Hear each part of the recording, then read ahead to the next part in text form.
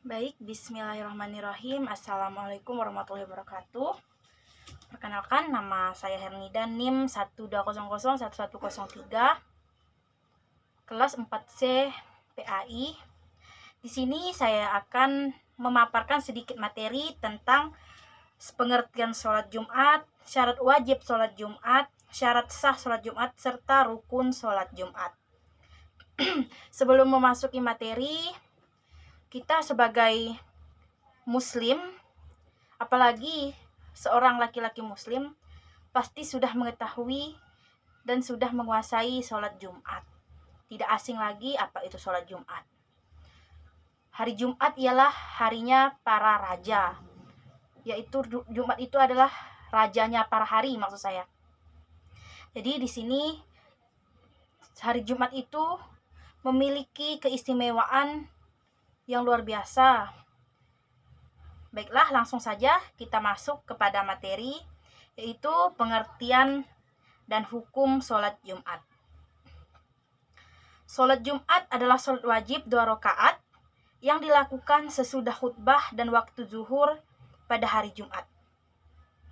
Sebelum kita memasuki lebih dalam materi ini, teman-teman perlu lebih mengetahui dan lebih memahami dari pengertian ini, yaitu sholat Jumat adalah sholat wajib 2 rakaat yang dilakukan sesudah khutbah di waktu zuhur, yang dilakukan sesudah khutbah.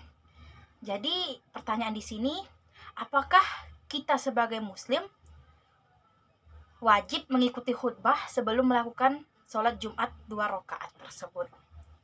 Jawabannya itu wajib ya, karena sesungguhnya sholat Jumat itu adalah 4 rakaat. Khutbahnya dihitung menjadi 2 rakaat.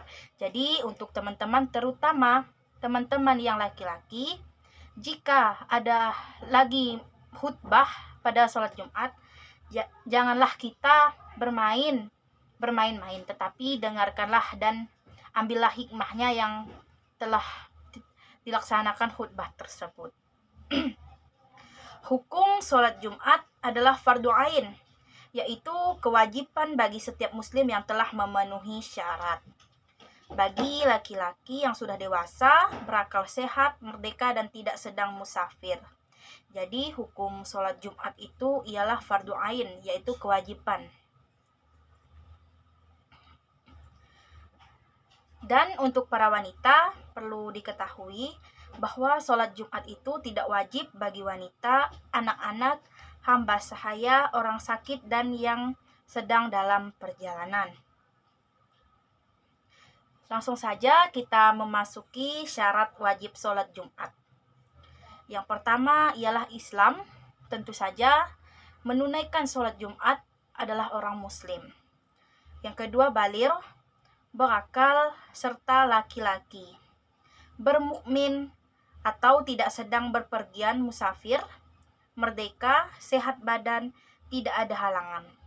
Adapun mereka yang dianggap berhalangan seperti berikut, perlu diketahui, seperti sakit, dalam perjalanan, hujan lebat. Hujan lebat ini dikarenakan jika turun hujan lebat yang tidak dapat diatasi, seperti banjir, tidak ada fasilitasnya, dan lain-lainnya. Yang selanjutnya itu kesulitan-kesulitan yang lain tidak memungkinkan untuk sholat Jumat, seperti takut ada perampok, binatang buas, kebakaran, dan sebagainya. Jadi Allah Subhanahu wa Ta'ala itu tidak memberatkan umatnya untuk beribadah. Tetapi bagi laki-laki, kaum laki-laki yang sudah baligh, laksanakanlah sholat Jumat. Karena di balik itu banyak keistimewaan yang Allah berikan kepada kita yang melaksanakan sholat Jumat, terutama untuk kaum laki-laki ya. Selanjutnya, syarat sah sholat Jumat. Di sini diadakan di daerah pemukiman, baik di desa kita maupun di kota ya. Dilakukan pada waktu zuhur pada hari Jumat.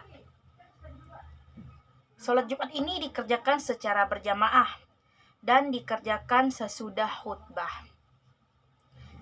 Jadi sholat Jumat itu dikerjakan secara berjamaah dan dilaksanakan setelah khutbah.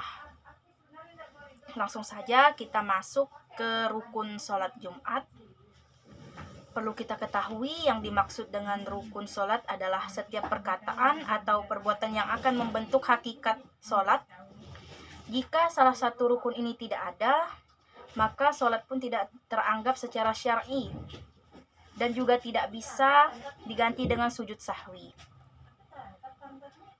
Meninggalkan rukun sholat ada dua bentuk, yaitu meninggalkannya dengan sengaja. Dalam kondisi seperti ini sholatnya batal dan tidak sah dengan kesepakatan para ulama. Yang kedua, meninggalkannya karena lupa atau tidak tahu. Di sini ada 3 rincian perlu teman-teman ketahui. Jika mampu untuk mendapat rukun tersebut, maka wajib untuk melakukannya kembali. Hal ini berdasarkan kesepakatan para ulama. Jika tidak mampu mendapatkannya lagi, maka salatnya batal menurut ulama Hanafiyah. Sedangkan jumhur ulama atau mayoritas ulama berpendapat bahwa rakaat yang ketinggalan rukun tadi menjadi hilang. Jadi menurut para ulama, mayoritas ulama berpendapat bahwa rakaat yang ketinggalan rukun tadi menjadi hilang. Selanjutnya, jika yang ditinggalkan adalah takbiratul ihram, maka sholatnya harus diulangi dari awal lagi karena ia tidak memasuki sholat dengan benar. Jadi para kaum laki-laki, jika melaksanakan sholat Jumat, jika kita ketinggalan takbiratul ihram, maka sholatnya itu harus diulang. Kalau tidak ulang, maka sholatnya tidak akan benar. Selanjutnya kita memasuki rukun pertama, yaitu berdiri bagi yang mampu. Nabi SAW bersabda, "Sholatlah dalam keadaan berdiri," kata Rasulullah. "Jika tidak mampu, kerjakanlah dalam keadaan duduk. Jika kalian pun tidak mampu duduk, maka kerjakanlah dengan tidur menyamping." Jadi Allah itu tidak memberatkan umatnya untuk beribadah. Banyak sekali cara yang Allah berikan kepada kita. Jika kita tidak mampu duduk, maka jika kita tidak mampu berdiri, maka duduklah. Jika tidak mampu duduk, maka baringlah dengan menyamping. Begitu besar rahmat yang diberikan Allah kepada kita dan kemudahan untuk kita beribadah kepada Allah Subhanahu wa taala. Selanjutnya, rukun kedua yaitu takbiratul ihram. Nabi SAW bersabda, "Pembuka salat adalah taharah atau bersuci. Yang mengharamkan dari hal-hal di luar salat adalah ucapan takbir. Sedangkan yang menghalalkannya kembali adalah ucapan salam." Jadi yang dimaksud rukun salat adalah takbir Allah Akbar, yaitu Allahu Akbar. Ucapan takbir ini tidak bisa digantikan dengan ucapan selainnya walaupun semakna. Selanjutnya rukun ketiga ialah membaca Al-Fatihah di setiap rakaat. Nabi SAW bersabda, "Tidak ada salat, artinya tidak sah orang yang tidak membaca Al-Fatihah." Jadi kita melakukan salat wajiblah membaca Al-Fatihah. Selanjutnya rukun yang keempat dan kelima ialah ruku dan tuma'ninah. Nabi SAW pernah mengatakan pada orang yang jelek salatnya, yaitu sampai ia disuruh mengulang salatnya beberapa kali karena tidak memenuhi rukun. Kemudian rukuklah, kata sabda Rasulullah, dan tuma'ninahlah ketika ruku. Keadaan minimal dalam ruku adalah membungkukkan badan dan tangan berada di lutut. Sedangkan yang dimaksud tuma'ninah adalah keadaan tenang, di mana setiap persendian juga ikut tenang. Sebagaimana Nabi SAW pernah mengatakan pada orang yang jelek sholatnya, sehingga ia pun disuruh untuk mengulang sholatnya. Beliau bersabda, yang artinya, salat tidaklah sempurna sampai salah seorang di antara kalian menyempurnakan wudhu, kemudian bertakbir, lalu melakukan ruku dengan meletakkan telapak tangan di lutut, sampai persendian yang ada di dalam keadaan tuma'ninah dan tenang. Jadi kepada teman-teman, jika melakukan sholat, baik itu sholat 5 waktu ataupun sholat Jumat, perhatikanlah dari awal kita berwudu. Jadi sholat itu tidak sembarangan. Perhatikanlah tata cara yang benar berwudu bagaimana sampai kita selesai sholat. Adapun para ulama yang mengatakan bahwa tuma'ninah itu adalah sekadar membaca zikir yang wajib dalam ruku. Ini pendapat ulama ya. Selanjutnya rukun ke-6 dan ke-7, i'tidal setelah ruku dan tuma'ninah.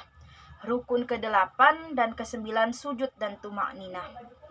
Rukun ke-10 dan ke-11 yaitu duduk di antara dua sujud dan tumakninah. Rukun ke-12 dan ke-13 tasyahud akhir dan duduk tasyahud. Rukun ke-14 ialah solawat kepada Nabi setelah mengucapkan tasyahud akhir. Rukun ke-16 ialah salam.